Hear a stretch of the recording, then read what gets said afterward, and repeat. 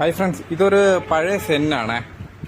ഇതിന് customer problem എന്ന് പറയുന്നത് ഇതിന്റെ എയർ ഫ്ലോ ഒട്ടുമില്ല. നമ്മൾ ഫുള്ളിലിട്ടാലും ഒരു എരപ്പ് മാത്രമേ ഉണ്ടാവുള്ളൂ. ഇതിപ്പോൾ ഞാൻ എൻ്റെ ഇവാപറേറ്റ് ഇതിൻ്റെ ഇടയിൽ നിന്ന് ഇളക്കി എടുത്തിട്ടുണ്ട്. ഡാഷൊക്കെ ഇങ്ങനെ വലിച്ചു പിടിച്ചിട്ടാണ് ശരിക്കും എടുക്കാൻ. ഇത്തിരി പാടാണ്. ഇതുകൊണ്ട് ഫുള്ള് ബ്ലോക്കാണ്.